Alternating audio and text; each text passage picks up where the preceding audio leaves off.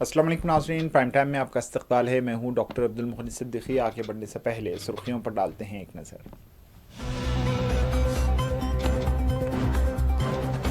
रूस के सदर व्लादिमीर पुतिन अगले साल करेंगे भारत का दौरा। यूक्रेन जंग शुरू होने के बाद पुतिन का पहला भारत दौरा।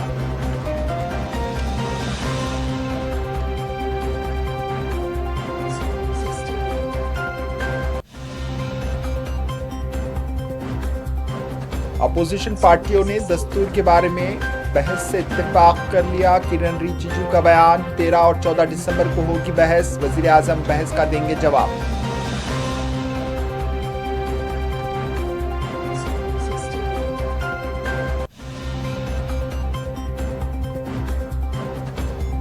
पंजाब के एहतजाजी किसानों ने नोएडा में पुलिस बैरिकेड्स तोड़ दिए। एमएसपी पर निकाला गया था मार्च, ट्रैफिक हुई मुतासिर।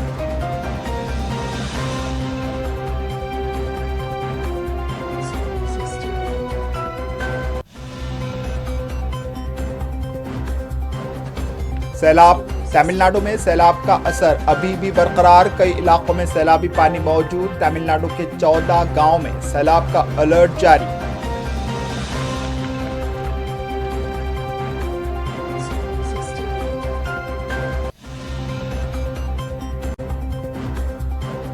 सीरिया की अपोजिशन फाइटर्स की हुमा की तरफ बढ़ रहे हैं। रशिया और बशर फौज की बमबारी, सैकड़ों हलाक।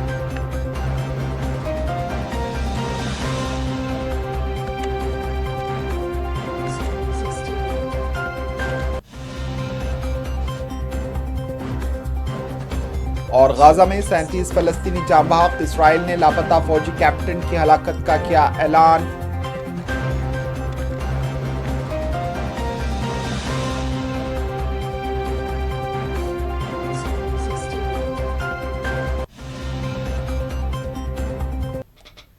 सुर्खियां आपने देखी। अब पेश है खबरों की तफसील। रूसी सदर व्लादिमीर पुतिन को वज़ीर आज़म नरेंद्र मोदी की तरफ से भारत का दौरा करने की दावत मिली है।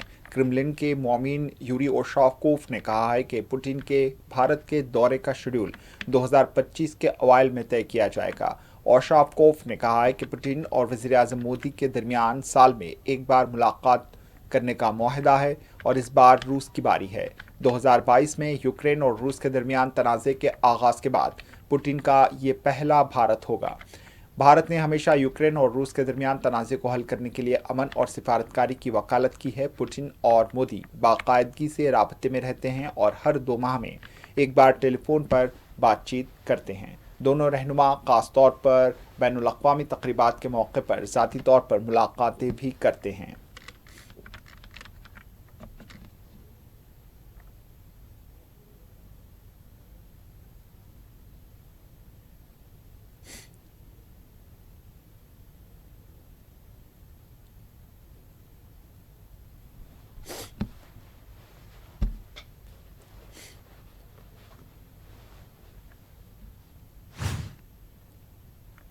हुकूमत और अपोजिशन पार्टियों ने दस्तूर की मंजूरी के 75 साल पूरे होने के मौके पर दस्तूर के बारे में बहस से इत्तेफाक कर लिया। वज़ीर पार्लिमानी उमूर किरण रिजिजू ने यह ऐलान किया। ये बहस अगले हफ्ते होगी। लोकसभा में 13 और 14 दिसंबर और राज्यसभा में 16 और 17 दिसंबर को बहस रखी जाएगी। अपोजिशन इसे अपनी कामयाबी के तौर पर देख रही है। वज़ीर आज़म नरेंद्र मोदी इम्कान है कि बहस का जवाब देंगे। बहस के दौरान कई मरकजी वजीर भी मदाखलत करेंगे। लोकसभा स्पीकर ओम बिरला ने एक पार्टी मीटिंग बुलाई जिसमें पार्लियामेंट में गड़बड़ के बारे में डेडलॉक खत्म हुआ और तमाम पार्टियों ने दस्तूर के बारे में बहस से इत्तेफाक कर लिया।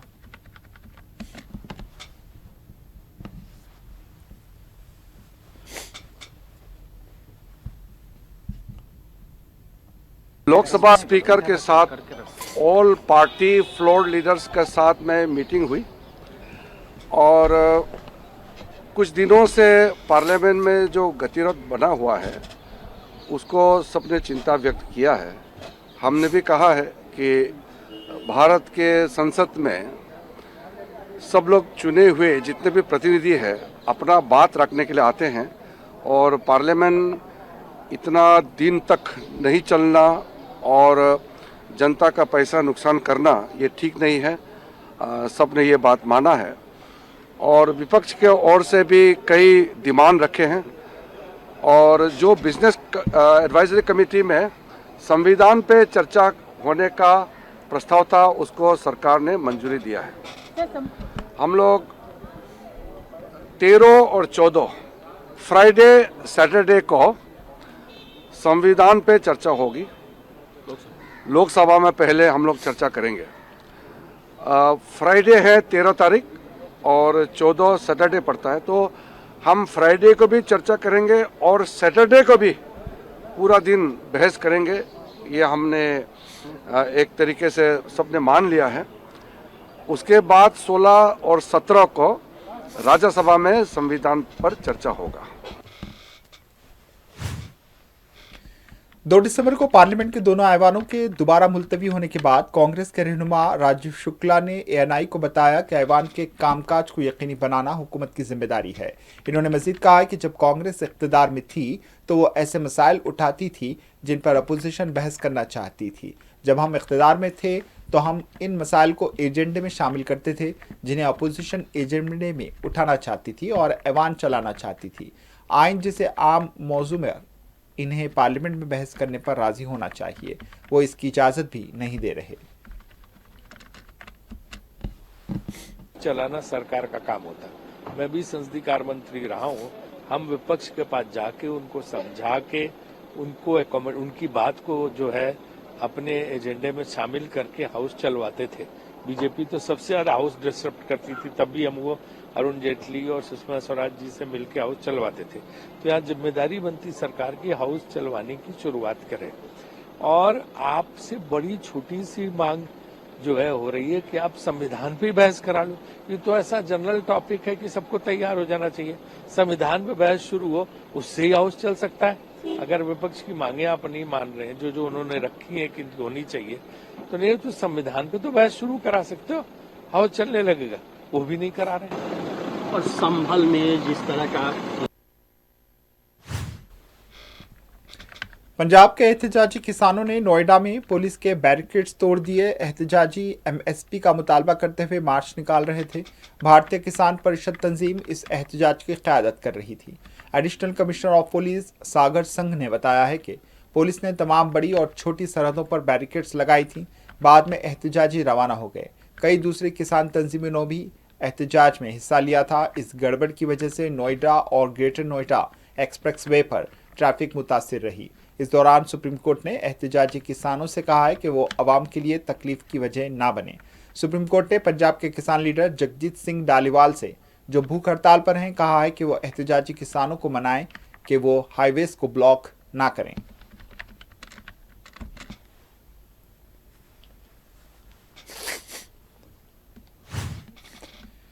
बीजेपी लीडर और अपोजिशन लीडर एस अधिकारी ने शुमाली 24 परगना में भारत बांग्लादेश सरहद पर पेट्रोपोल बॉर्डर के करीब एहतजाज किया। एस अधिकारी ने बीजेपी के हामियों के साथ नारे लगाए।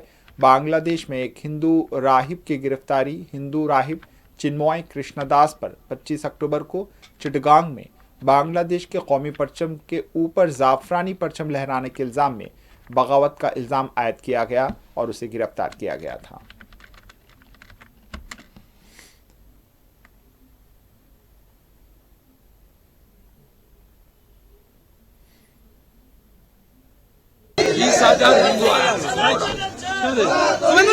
अगला स्टेप क्या होगा? अगला स्टेप क्या होगा? आंदोलन चलेगा, जरूर चलेगा। एक्सपोर्ट इंपोर्ट सब क्या बंद होगा? 24 hours बंद चल रहा है। शुभेंदु जी, you said that after that 5 months the trade will be closed. Now the obstruction going on.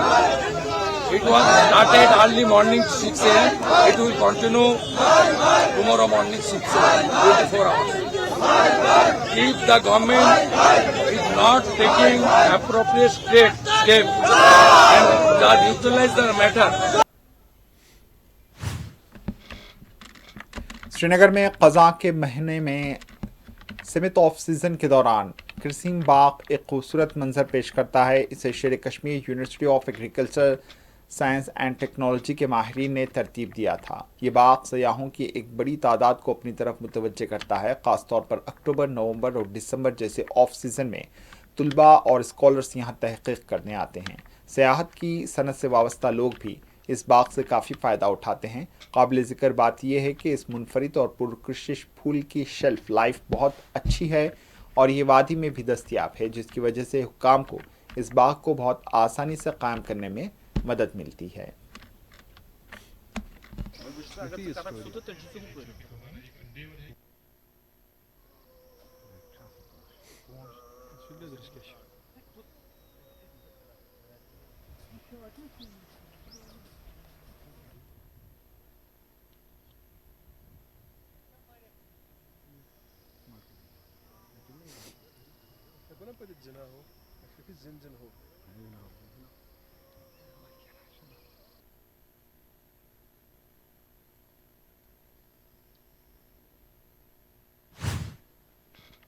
Rafale marine jet तैयारी का बहुत इंतज़ार किया जा रहा है। बहरिया के सरबराह एडमिरल दिनेश के त्रिपाठी ने कहा है कि चूंकि यह हुकूमत से हुकूमत का मुआहदा है, इसलिए इसमें ज़्यादा वक्त नहीं लगना चाहिए।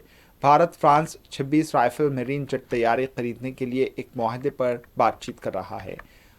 INS विक्रांत तैयारा, बरादर बहरी जहाज़ और मुख्तलिफ अड्डों पर यह मुआहदा हिंदुस्तानी बहरिया के लिए अहम है, क्योंकि इसका मकसद अपनी समंदरी सूरत हाल की सलाहियत को मजबूत करना है।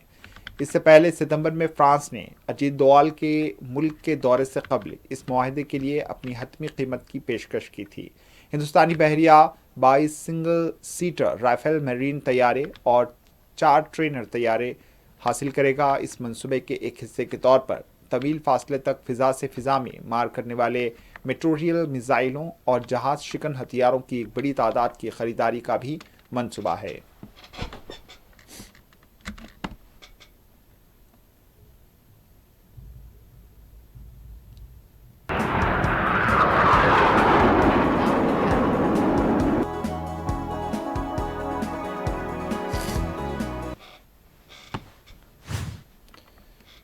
तूफान फिंगल के बाद तमिलनाडु के पुडुचेरी के NR नगर में सैलाब के पानी से कई मकानात डूबे हुए नजर आए। 30 नवंबर को तमिलनाडु और पुडुचेरी के साहिलों से फिंगल टकराया था और यहां मूसलाधार बारिश हुई थी।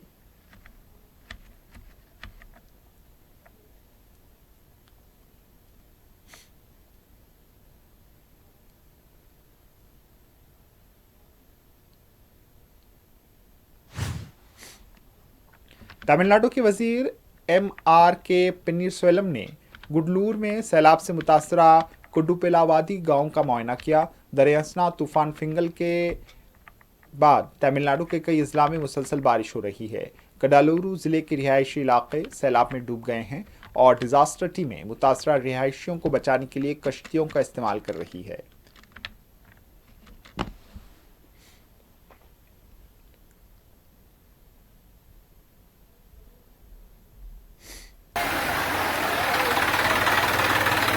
என்கிட்ட வம்பு அழுத்தலாம் உனக்கு தூக்கம் வராதடா.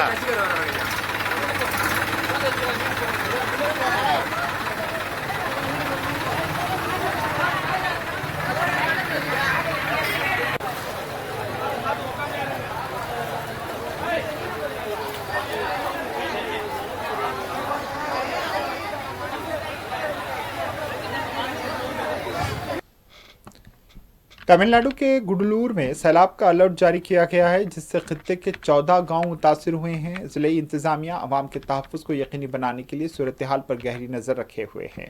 मुतासर अफराद के लिए पनाहगाहों, खुराक और दीगर ज़रूरी खदमात के इंतजाम के साथ इनक़ला की कोशिशें जारी हैं।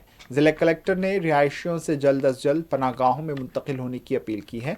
कलेक्टर ने कहा है कि आज तकरीबन 3 बजे हमने सितानूर डैम से दरियाए थिम्पतियाई में एक बहुत बड़ा पानी छोड़ा। सितानूर डैम से 1,68,000 क्यूसेक का ओवरफ्लो है। इस वक्त हम दरियाए थिम्पाई में 80 से 90,000 क्यूसेक का अखराज देख रहे हैं।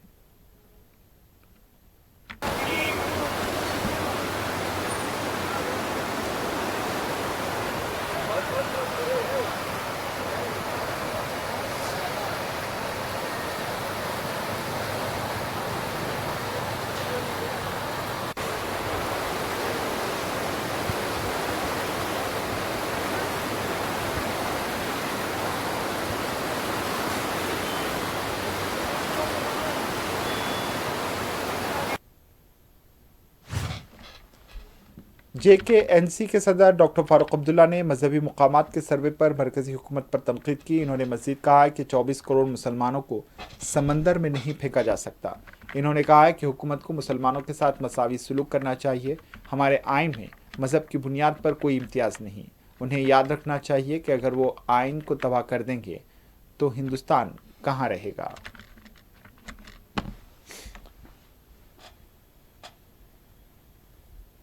ऐसा वाक़ा जब यहाँ हिंदुस्तान में होता है और साथ में एक मुक़द्दस दरगाह जो है अजमेर शरीफ, उस पर भी सवालिया निशान खड़े हो जाते हैं, तो एक मुसलमान अनसेफ फील कर रहा है इस टाइम अपने ही मुल्क में। जरूर, इसमें कोई दो राय नहीं है, अनसेफ कर रहा है, मगर इसको मैं हुकूमत हिंदुस्तान से कहूँगा इसको बंद करो, क्योंकि मुसलमान को समंदर में नहीं फेंक सकते। 24 करोड़ मुसलमानों को कहाँ फेंकेंगे? इसलिए मुसलमानों के साथ भी बराबर का सलूक कीजिए, वही हमारा आइन है। आइन में कोई फर्क नहीं है किसी मजहब में, किसी जबान में, सब बराबर हैं यहाँ। और उस चीज़ को इनको याद रखना चाहिए। अगर आइन को इनने तितर बितर किया फिर कहाँ हिंदुस्तान रहेगा। What about reservation sir? Reservation का भी हम इनसे कहेंगे, रिजर्वेशन पे इनको देखना चाहिए कि ज़रूर है जो नीचे गिरे हुए वर्ग है उनको रिजर्वेशन होनी चाहिए, इसमें कोई शक नहीं है, तभी उठेंगे। इसलिए तो रिजर्वेशन रखी गई थी, इनको बराबरी पे लाया जाए, इसको देखना चाहिए, बराबरी देखना चाहिए।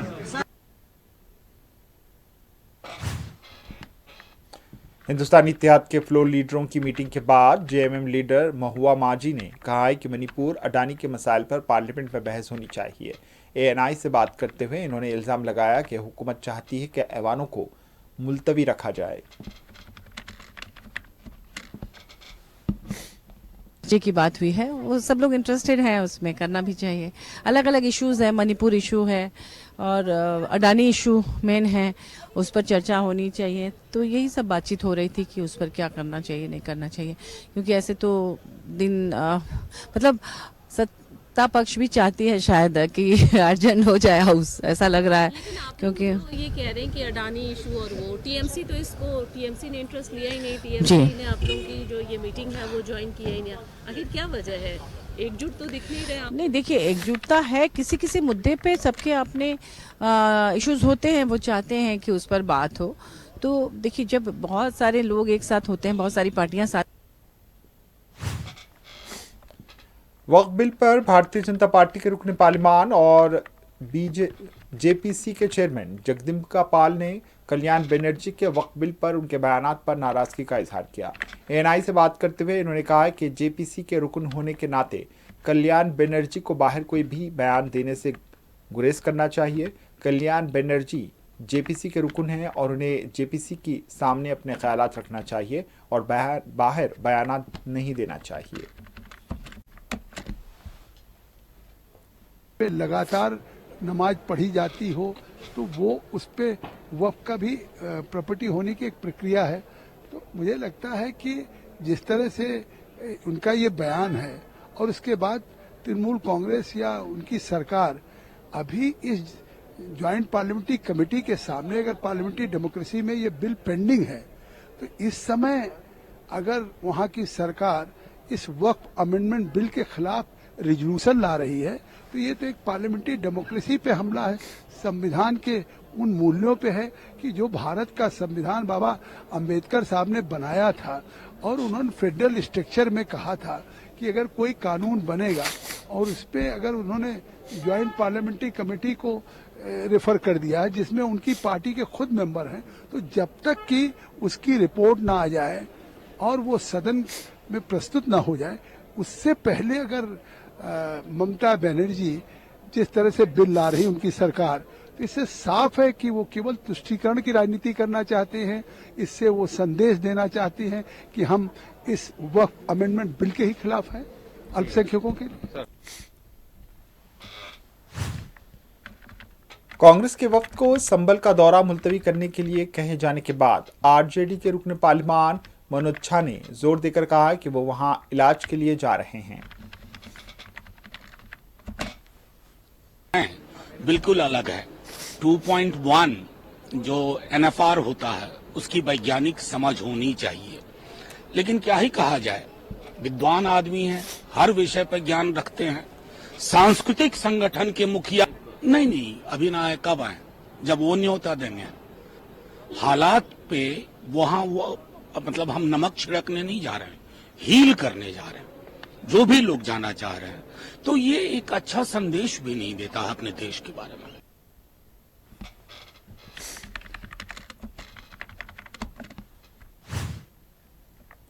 समाजवादी पार्टी के रुकन पार्लिमान धर्मेंद्र यादव ने लोकसभा स्पीकर ओम बिरला से मुलाकात पर कहा है कि हमारा रवैया मुस्बित है, लेकिन हम संबल के लोगों पर होने वाले मुजालिम और इस्तेहसाल को कबूल नहीं करते।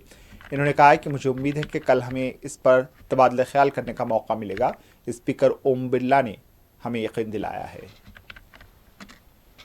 नकारात्मक रुख है, लेकिन संबल के लोगों के साथ हो रहे अन्याय, अत्याचार, शोषण को हम लोग स्वीकार नहीं कर सकते, इसलिए उस बात पर लगातार कायम है, आज भी कायम है।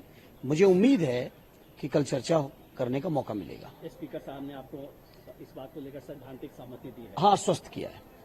दूसरी तरफ कहा जा रहा है कि संविधान पे भी चर्चा के लिए सहमति बनी है। नहीं, होना चाहिए। संविधान के साथ जिस तरीके से खिलवाड़ किया जा रहा है बीजेपी की सरकार की ओर से, चाहे आरक्षण के सवाल पे हो रहा है, चाहे धर्मनिरपेक्षता के सवाल पर हो रहा है, चाहे तमाम तरीके का जो संविधान को तोड़ने मरोड़ने का षड्यंत्र चल रहा है, बेहतर हो कि संविधान पे चर्चा हो, सारी बातें खुलकर लोगों के बीच आए।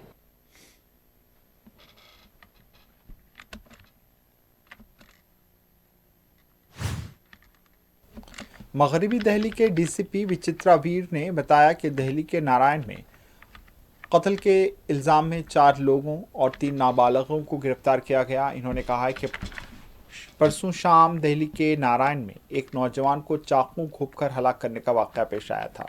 हमने ऐनी शाहिदीन की तलाश की, लेकिन कोई ऐनी शाहिद नहीं मिला। हमने 2 नाबालिगों को पकड़ा और उनसे पूछताछ की। इन्होंने कहा कि सबूतों के जरिए 4 लोगों को गिरफ्तार किया गया और एक नाबालिग को गिरफ्तार किया गया। इस तरह कुल गिरफ्तार अफराद में 4 शामिल हैं, जिनमें 2 मर्द और 2 ख़वातीन शामिल हैं।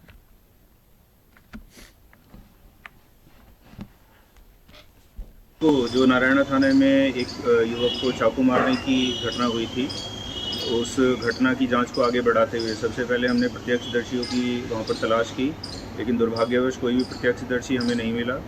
फिर डिस्ट्रिक्ट के जितने भी थाने हैं उन सभी से विभिन्न टीमों का और ऑपरेशंस टीम से अलग अलग टीमों का गठन करके लोगों को लोकल इंटेलिजेंस और जो भी आसपास जानकारी जुटाई जा सकती थी उसके आधार पर हमने कुछ ही घंटों के बाद कुछ 2 युवकों को उसमें आइडेंटिफाई करा, जो कि दोनों जुवेनाइल हैं। उनको अप्रीहेंड करके ऑब्जर्वेशन होम भेज दिया गया था। उसके बाद कल जब परिवार से बात हो रही थी तो परिवार ने संदेह जताया कि शायद और भी लोग इस घटना में शामिल हो सकते हैं। तो उनसे प्राप्त जानकारी के आधार पर हमने इस जांच को आगे बढ़ाया और जांच को आगे बढ़ाए जाने पर अभी तक जो हमारे पास तथ्य इकट्ठा हुए हैं और जो एविडेंस अभी तक हुआ है उसके आधार पर हमने 4 लोगों की और गिरफ्तारी करी है और 1 जुवेनाइल को और अप्रीहेंड करा है। तो अभी तक कुल मिलाकर इसमें 4 लोगों की गिरफ्तारी हैं, जिसमें कि 2 मेल और 2 फीमेल हैं। और नेपाल के वज़ीर आज़म केपी शर्मा ओलाक ने पीर को चीन का 5 रोज़ा सरकारी दौरा शुरू किया। बीजिंग हिमालयाई कौम की तरफ से पेश करदा belt and road innovative BRI मुआहदे की नज़रसानी शुदा तजवीज़ पर चीन खामोश है। 87 से ज़्यादा अरकान पर मुश्तमिल वफ़द की क़यादत करते हुए वज़ीर आज़म ओला बीजिंग के लिए रवाना हुए। इस दौरे के दौरान दस्तखत किए जाने के इम्कानात हैं। कई मुआहदों पर दस्तखत इसमें हो सकते हैं। ओला, जो communist party of Nepal CPN-UML के चेयरमैन भी हैं, ने रवानगी से कबल नेपाली कांग्रेस के सदर शेर बहादुर देउबा और पार्टी के सीनियर अहदेदारों से बातचीत भी की। अपने दौरे के दौरान वो चीनी सदर शी जिनपिंग से मुलाकात करेंगे और वज़ीर आज़म ली की चांग से 2 तरफ़ा बातचीत भी करेंगे। वो चीनी कम्युनिस्ट पार्टी के सीनियर रहनुमाओं से भी मुलाकात करेंगे और पेकिंग यूनिवर्सिटी में कलीदी खुतबा भी देंगे।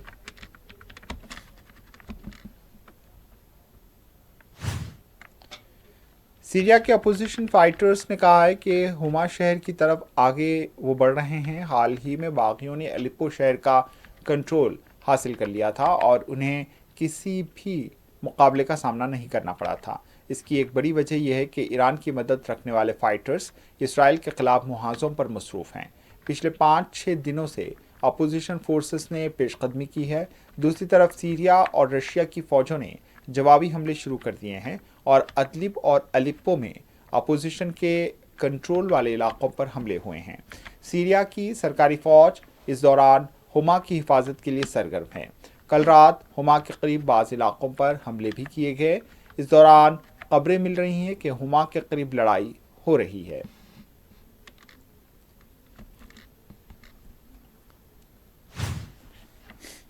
इस दौरान एक रिपोर्ट में कहा गया है कि अलिप्पो और हुमा के करीब सीरियन फौज के हमलों में सैकड़ों मिलिटेंट्स हलाक हो गए। सीरिया के सरकारी टेलीविज़न ने बताया है कि अलिप्पो, अदलिब और हुमा के करीब तकरीबन 320 मज़ीद दहशतगर्द हलाक हुए हैं। ये भी कहा गया है कि पिछले हफ्ते से अब तक 1300 मिलिटेंट्स हलाक हुए हैं। सना न्यूज़ एजेंसी ने कहा है कि सीरियन फोर्सेस ने 63 फौजी और दूसरी गाड़ियों को तबाह कर दिया।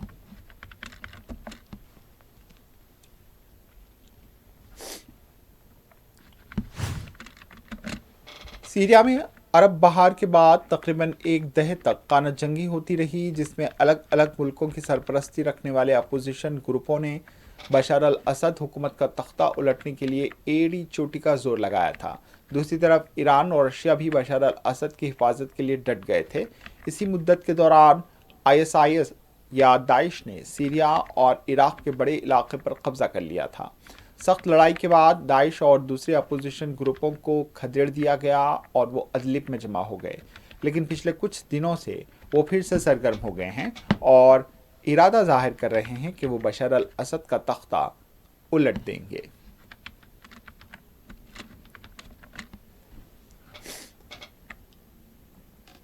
हमास और फतेह के बीच गाज़ा की हुक्मरानी के बारे में बातचीत हो रही है और इसके अच्छे नतीजे निकल सकते हैं। अलमियादीन टेलीविज़न चैनल ने बताया कि बातचीत में अच्छी पेशरफ्त हुई है, लेकिन अब भी बास मामलात पर इख्तिलाफात बरकरार हैं। सोर्सेस ने बताया है कि मालूम हुआ है कि इजिप्ट फतेह और हमास के दरमियान हुक्मरानी के बारे में एक समझौते के लिए काम कर रहा है। फ़िलहाल गाज़ा और मगरिबी किनारे में फ़लस्तीनियों की कोई एक हुक्मरानी नहीं है। गाज़ा में हमास और मगरिबी किनारे में फतेह का कंट्रोल है।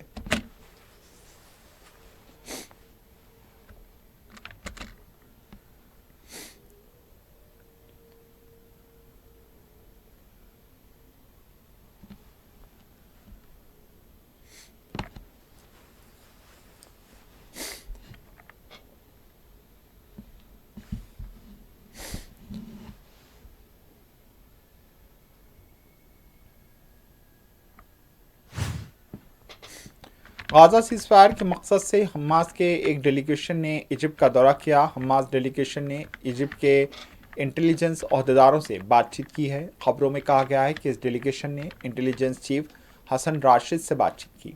इन्होंने कई दूसरे अहदेदारों से भी मुलाकात की और इसराइली जारहियत को रोकने पर जोर दिया है। हमास के एक अहदेदार ने AFP न्यूज़ एजेंसी को बताया कि इजिप्ट, कतर और तुर्की सीज़फायर और कैदियों के तबादले के बारे में एक समझौते पर काम कर रहा है। अहदेदार ने कहा है कि फ़लस्तीनी इसराइली वज़ीर-ए-आज़म बेंजामिन नेतन्याहू पर जंग रोकने के लिए अमेरिका और दुनिया के दबाव का इंतज़ार कर रहे हैं, जैसा कि लुबनान में हुआ। हाल ही में लुबनान में जंगबंदी के लिए एक समझौते पर दस्तखत किए गए, लेकिन दोनों तरफ से जंगबंदी के खिलाफ वर्जियों के इल्ज़ामात भी लगते आ रहे हैं।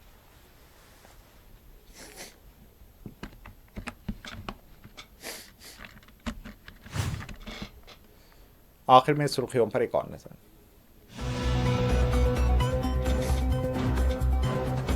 रूस के सदर व्लादिमीर पुतिन अगले साल करेंगे भारत का दौरा। यूक्रेन जंग शुरू होने के बाद पुतिन का पहला भारत दौरा।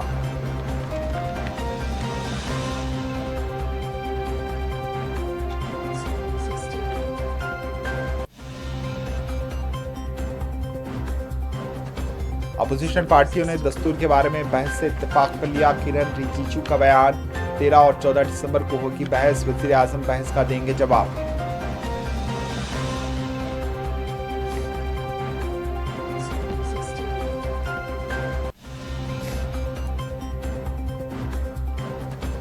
पंजाब के एहतजाजी किसानों ने नोएडा में पुलिस बैरिकेड्स तोड़ दिए। एमएसपी पर निकाला गया था मार्च, ट्रैफिक हुई मुतासिर।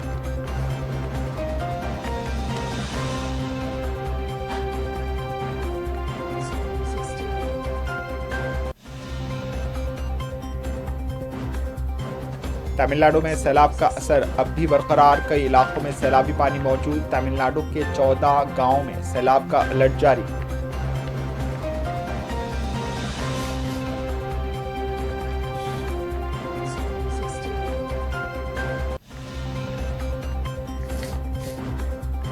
सीरिया के अपोजिशन फाइटर्स की हुमा की तरफ बढ़ने की इत्तलात। रशिया और बसर फौज की बमबारी, सैकड़ों हलाक।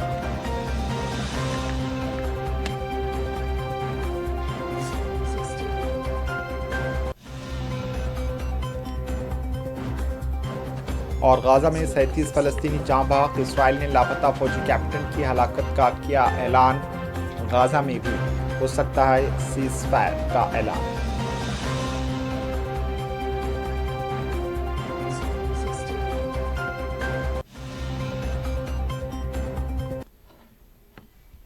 इसी के साथ प्राइम टाइम अख्ताम को पहुंचा दीजिए इजाजत। अल्लाह हाफिज़।